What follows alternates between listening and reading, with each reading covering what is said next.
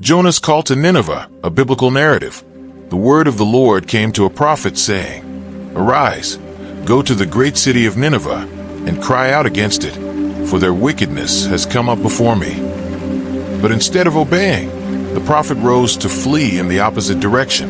He went down to the port city, found a ship bound for a distant land, paid the fare, and boarded it, hoping to escape the presence of the Lord.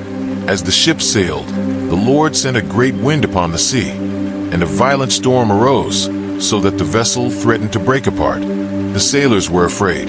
Each cried out to his own God, and they threw cargo into the sea to lighten the ship. Meanwhile, the prophet had gone below deck and fallen into a deep sleep. The captain approached him and said, "How can you sleep? Rise, call on your God. Perhaps he will consider us so that we do not perish." The sailors cast lots to discover the cause of the storm, and the lot fell on him. They questioned him, asking who he was and why this disaster had come upon them. He answered, "I am a Hebrew, and I fear the Lord, the God of heaven, who made the sea and the dry land." The men were terrified and asked what they should do. He told them, "Pick me up and throw me into the sea, and it will become calm, for I know this storm has come because of me." Reluctantly, the sailors tried to row back to land, but the sea grew even more violent. Then they cried out to the Lord, asking for mercy, and cast him into the sea, and the sea immediately grew calm. The men feared the Lord greatly and offered sacrifices. Now the Lord had appointed a great fish to swallow him, and he remained in its belly 3 days and 3 nights. From inside the fish, he prayed to the Lord his God, acknowledging his distress and God's deliverance. He declared that salvation belongs to the Lord. Then the Lord commanded the fish, and it vomited him onto dry land. Once again, the word of the Lord came, "Arise, go to Nineveh, and proclaim the message I give you."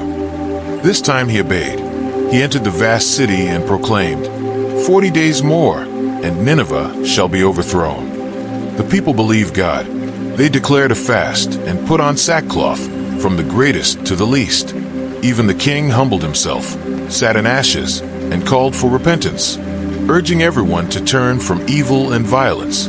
When God saw their repentance, he relented from the disaster he had warned of, but the prophet was greatly displeased. He prayed, saying he knew God is gracious and compassionate, slow to anger and abounding in mercy. He went outside the city and sat, waiting to see what would happen. The Lord caused a plant to grow and give him shade, bringing him comfort. But the next day, God appointed a worm to destroy the plant, and a scorching wind beat down on him. Then the Lord said, "You have compassion on the plant, though you did not tend it. Should I not have compassion on Nineveh, that great city, with many people who do not know their right hand from their left?"